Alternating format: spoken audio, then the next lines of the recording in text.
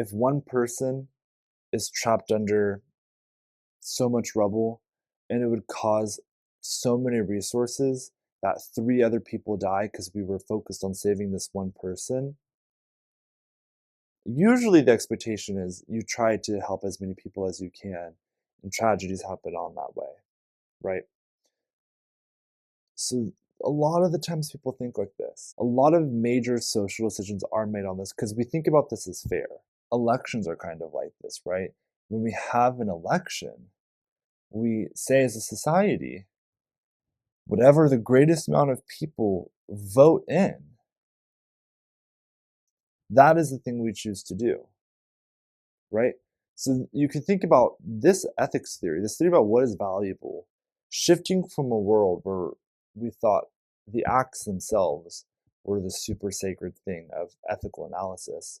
Now we're thinking about the consequences of our actions, and we're thinking about everyone being equally relevant to our decision-making processes, that we should make some decisions thinking about the group and not just ourselves. Those two shifts in the way we think about ethics had major implications for Western civilization, for society. And to Bentham's credit, Bentham is responsible for a lot of very forward-thinking ideas that have made contemporary philosophers look at him with great interest. The classic example is Jeremy Bentham ends up himself being disgusted by homosexuality. He thinks that it's a reprehensible act. But when he looks at this objectively and he thinks about what actions give the most pleasure to the most amount of people, he actually says this should be a thing that's legal in society. And he did this hundreds of years ago. And then influenced the major atheist society at the time, which was France, the first atheist republic in Europe, to legalize homosexuality hundreds of years ago. Another example is Jeremy Bentham extends this greatest number principle in his later work to animals. So he says we should make some of our decisions based on what is going to maximize the pleasure of animals and minimize their pain. Hundreds of years ago, that was a very forward-thinking idea where the understanding, at least in Europe, was that there was some sort of primitive dominion that humans had over animals and that their pleasure and pain was less relevant to our personal decisions. That we should not make our decisions based on what will hurt or help animals. So a lot of major pros here, right? It gives people tools to think about things bigger than them because it thinks about the greatest number of people. So you're no longer only thinking about your own pleasure or your own self-interest anymore. You're thinking about society or humanity's pleasure. And also now, you're thinking about something more than just your action. You're thinking about the consequences of your action. It doesn't matter suddenly what you do. What matters is how the thing you do affects people. That's something that a lot of people agree with. A lot of you said that you thought, even if killing people is something we think is wrong, we should still pull the lever, just kill only one person, as opposed to letting the trolley go and ending 3 lives. A lot of you seem to think that this idea was actually pretty interesting, right? Maybe we should do the things that have ethically sound consequences. Pleasure here is also here. I mean, it seems right to us that we want experiences that people welcome or that they would like to have happen to them, that as many people can have those as humanly possible, and that sometimes we make own personal sacrifices to help other people, because if we all make those decisions, we're all going to be as happy as humanly possible. But it also recognizes some people might like some things and some people might not like other things, right? A lot of things going for this, right? I'm going to tell you the 5 major contentions. Like I said, this has been really prolific, so there's a lot of ways people disagree with it. The 5 contentions we looked at in the book, I'm going to tell you how they actually bring complications forward for the ideas here. The first one I'm going to call the problem of who. This is the first major contention. The problem of who, though, says who is included in this number. So you imagine a zoning project, and it makes perfect sense that a city would want to make the decision to have a utilitarian model and choose a spot to create the zoning area that would create the greatest amount of housing, which we assume would be a welcome experience, for the greatest number of people. But the plot of land they select is a super biologically diverse, we'll say, woods or forest full of animals and plants. When we say the greatest pleasure for the greatest number, do we get to count animals in that calculation? If we displace thousands and thousands and thousands, I mean, for the sake of being dramatic, could I displace millions of animals to build 10 houses? The problem with who says whose pain counts. You might intuitively think it would not be right to displace a million animals to build 10 houses, but try and make sure the reason you believe that isn't because you think we have obligations to take care of animals. So that's what you think, then you're just not a utilitarian. What might be happening is something like that example I gave you of the doctor who killed the patient with the ear infection so that they could harvest their organs and save 10 other lives. You might just say, well, we shouldn't kill people willy-nilly, even if we could use their organs. And if that was your response to that analogy, you're just not a utilitarianism, that's fine. You even also, by the way, might think all of this is right, but wish that wasn't what utilitarianism ultimately concluded. And you could say, look, the surgery case is just a bad example, but frankly, that would be the right thing to do. We just aren't brave enough to do the right thing. There are philosophers who argue that. I digress. You have to ask this question of whose pain. Specifically, the really salient one that always comes up is animals' pain. Because Bentham actually said animals should be included in the calculus.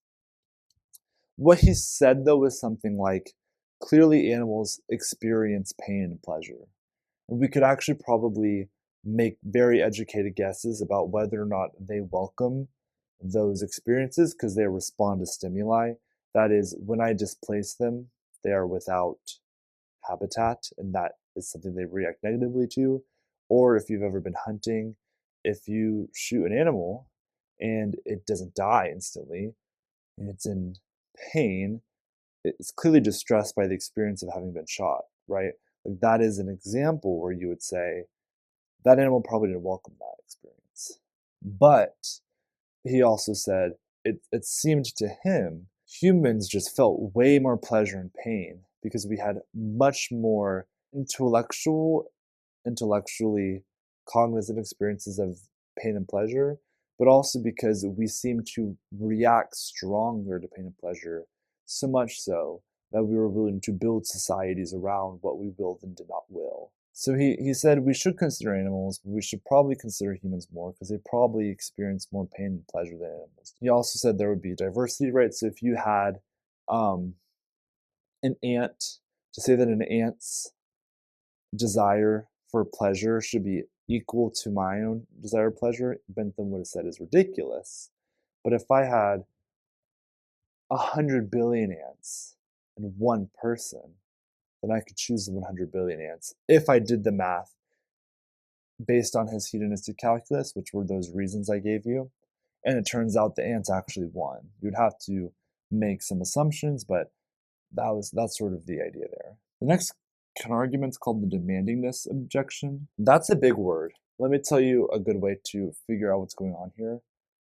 This word demanding here is giving you the hint. What it's saying is utilitarianism demands too much of you. It's too demanding.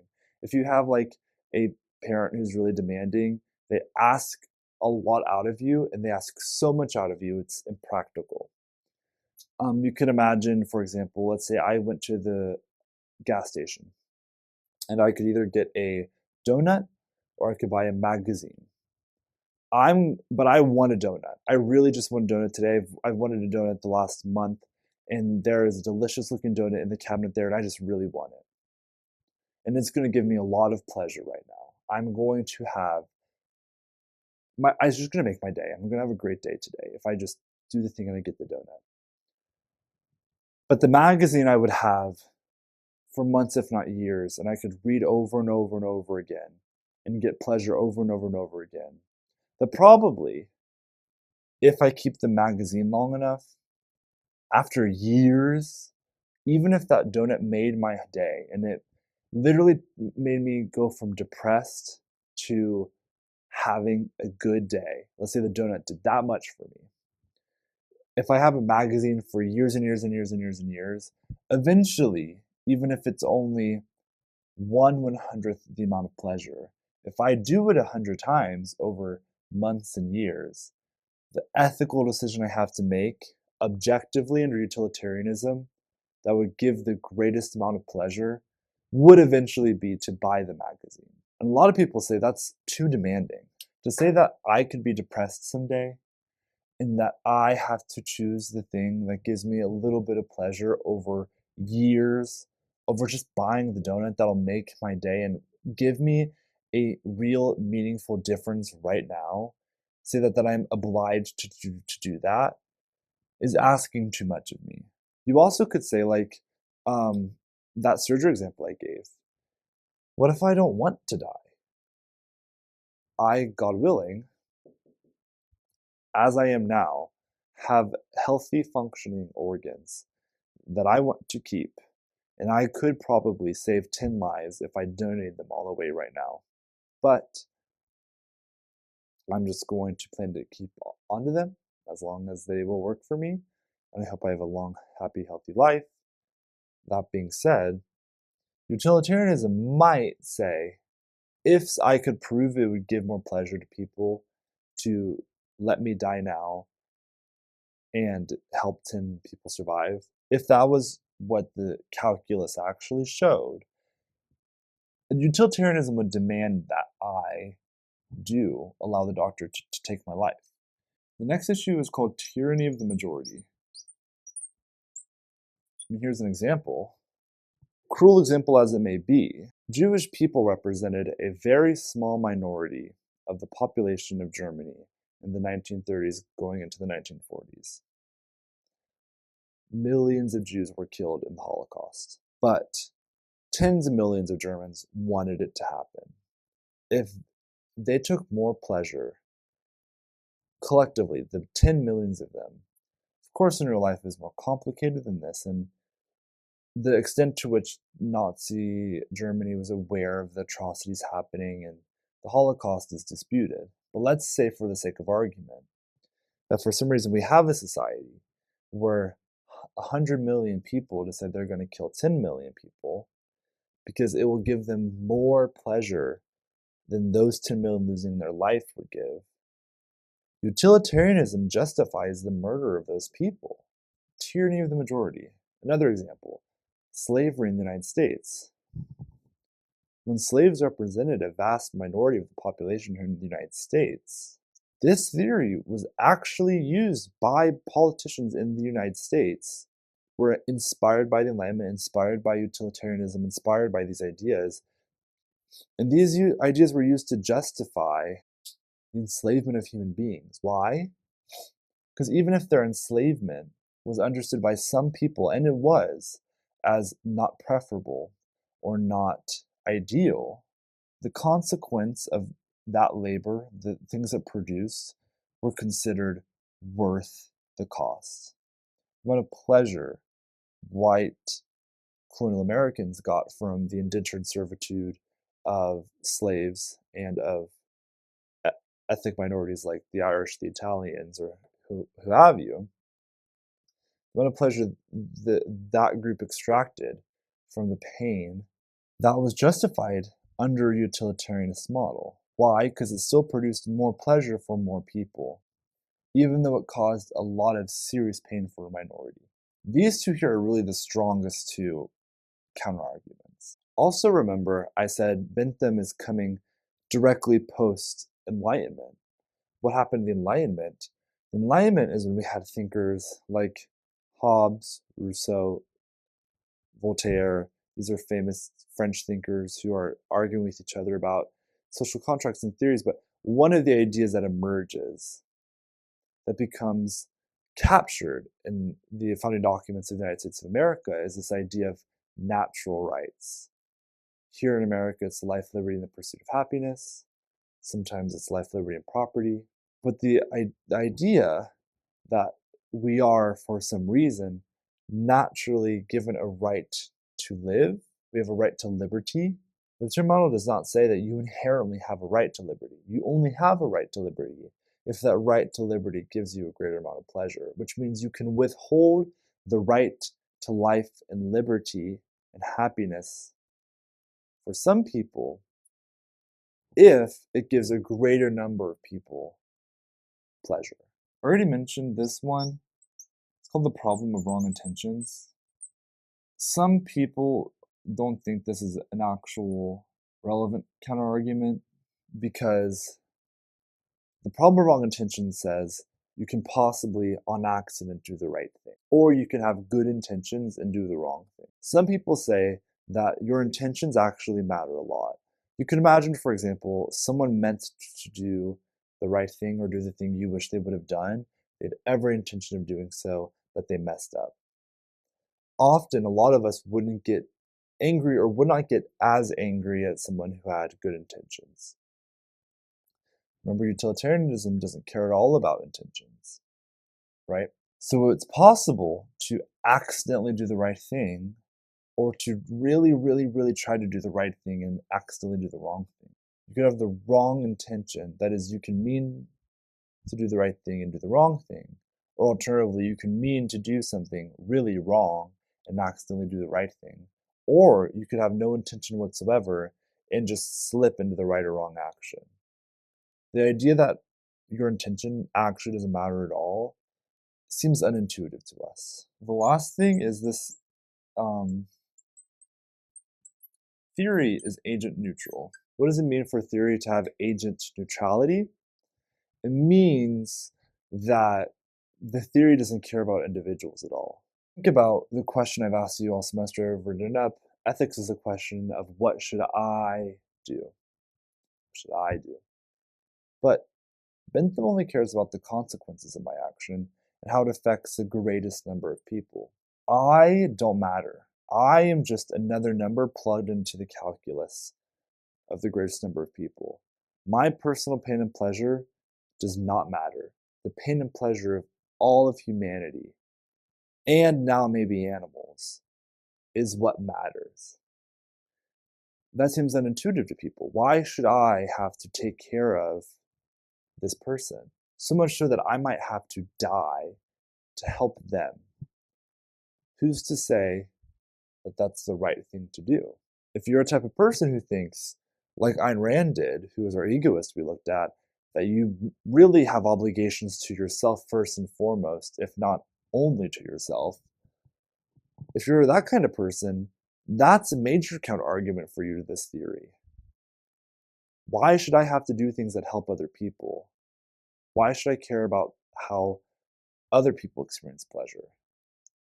This idea that utility, that I should have a tool that helps people beyond just myself, why should I care about that? Why should I just be a pawn in the equation? That's that objection, okay? So this is our introduction to utilitarianism. Jeremy Bentham is the father who he calls it classic utilitarianism. We're going to see in the next lecture John Stuart Mill, who is probably the most famous ethicist probably ever, at least probably the most influential, if not the most famous. He's a student of Bentham, and he develops this to deal with a lot of these objections to make it a little better. And he calls classic utilitarianism, he calls it act utilitarianism. So that's why the title of this lecture was Act Utilitarianism, because once we actually look at Mill's utilitarianism theory, because Mill writes the book titled Utilitarianism and becomes so insanely prolific as an ethicist, that's why this theory actually nowadays gets called act utilitarianism. I will see you in the next lecture.